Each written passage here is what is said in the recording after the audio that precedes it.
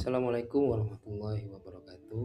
Perkenalkan, nama saya Muhammad Al-Fatih, NIM 2302041110053. Di sini saya akan sharing perjalanan saya selama berproses untuk menghafal Al-Quran. Mungkin sebelum saya menjelaskan bagaimana cara menghafal Al-Quran, saya lebih dulu menjelaskan mengapa saya menjadi hafal Al-Quran. Karena uh, secara teknis itu menghafal Al-Quran itu kita bisa menyesuaikan dengan keadaan kita sendiri, ya kan. Tapi yang perlu ditekankan adalah, yang perlu dibangun lebih dahulu adalah mengapa kita menjadi penghafal Al-Quran gitu. Kita menghafal Al-Quran itu mengapa gitu. Ini yang perlu ditekankan, why.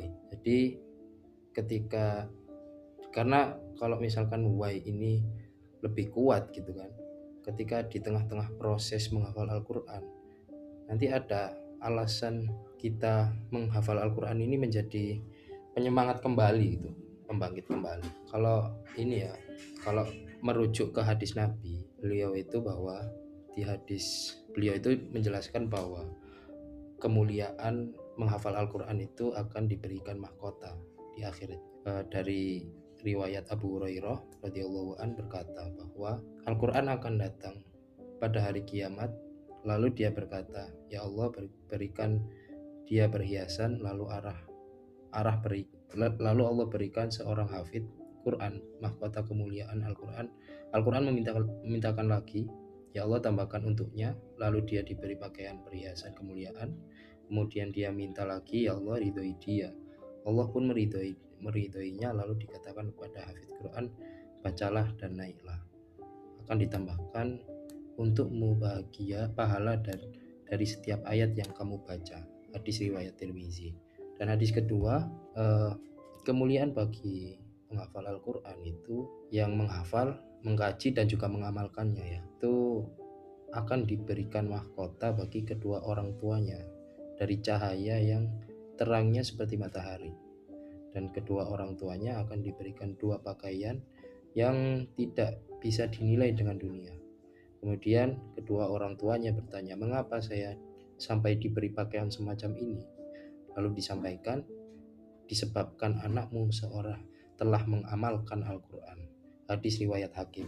Jadi dari dua hadis ini bisa kita tarik kesimpulan bahwa menghafal Al-Quran itu adalah satu persoalan, dan mengamalkan apa yang dihafalkan adalah persoalan lain. Nah, jadi seyogyanya menghafalkan Al-Quran nanti juga mengamalkan apa yang dihafalnya. Nah, ini adalah menjadi why, mengapa kita harus menghafal Al-Quran adalah salah satu berproses untuk mengamalkan Al-Quran juga. Nah, nanti setiap orang itu pasti beda-beda, ya.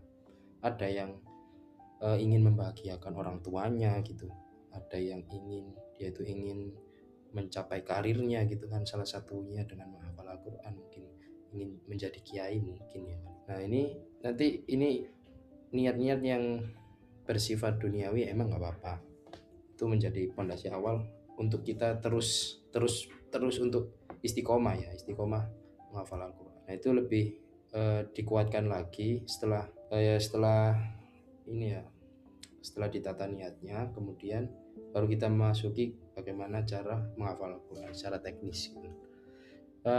Kalau mengutip kata Az-Zarnuji dalam syairnya, dan ini relevan pada untuk menghafalkan Al-Quran, ya. Alala tanalul ilma illa bisitatin, tidaklah ilmu itu didapatkan kecuali dalam 6 perkara.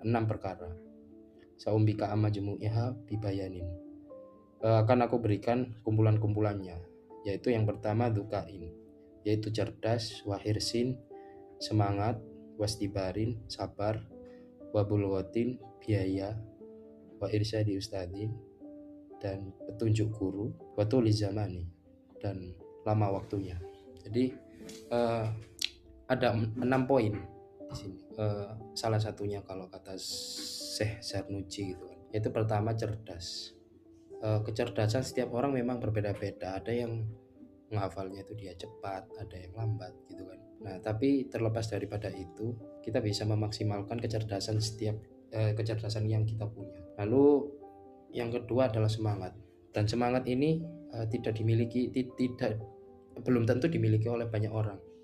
Karena semangat ini bisa dimiliki oleh semua orang asalkan dia mau. Nggak seperti cerdas tadi. Kalau semangat ini lebih ke pilihan diri kita sendiri sih. Jadi konsisten. Semangat itu konsistensi. Semakin kita menjaga konsistensi, semakin kita juga semangat gitu dalam menghafal Al-Quran. Yang kedua adalah sabar. Sabar itu karena tidak hanya semangat tapi cuman fluktuatif gitu kan, gak konsisten ya sabar juga konsisten gitu.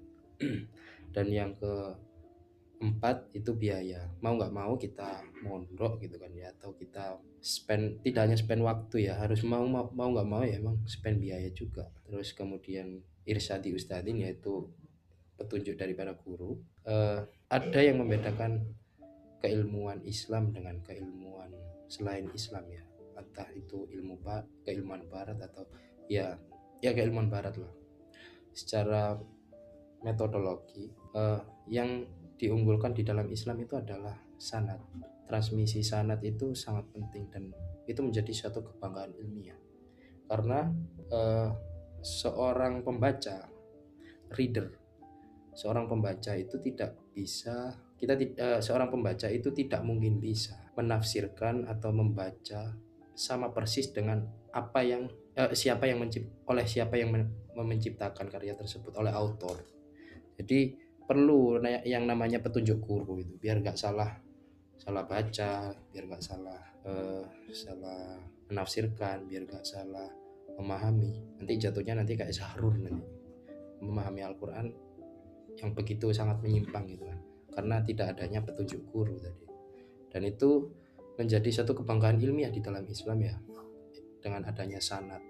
Irsyadi ustadin itu adalah petunjuk guru adalah sanad, dan ini sangat penting, khususnya dalam menghafal Al-Quran juga penting. Dan yang terakhir adalah tuli zamani, waktu yang sangat panjang. Jadi apa ya, ibarat kalau di dalam Al-Quran hasiban nasu ayyutraku ayyakulu amanna wa hum la yuftanun.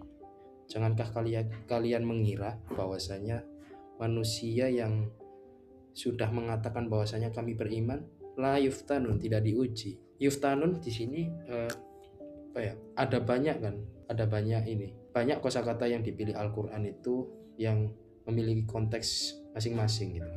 Nah, yuftanun ini konteksnya adalah ujian yang ibarat batu bara yang dia itu ditempas dengan ibarat besi yang ditempa dengan batu bara dengan panas yang sedemikian rupa. Nah, ini adalah konteks yuftanun, yaitu ujian yang bertubi-tubi layaknya besi yang mau dijadikan sebuah pedang, sebuah pisau. Nah, ini adalah yuftanun. Ya, artinya adalah seorang penghafal Al-Quran tidak mungkin tidak mau ya, emang harus diuji, baik dari ujian secara internal maupun eksternal. Dari ujian secara internal apa? Dari hawa nafsu kita sendiri. Kita melawan hawa nafsu, kemudian melawan kemalasan, melawan ya apapun itu yang berasal dari diri kita sendiri.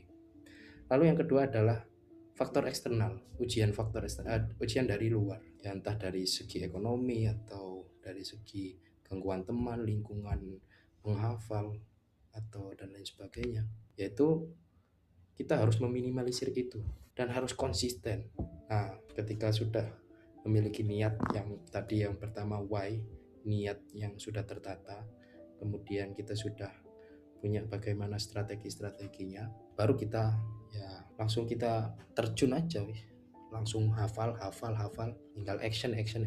Nah, juga saya beri masukan juga, itu kalau ya action gitu, tapi ini juga saya menerapkan apa yang dulu sempat guru saya ajarkan, yaitu the power of kepepet.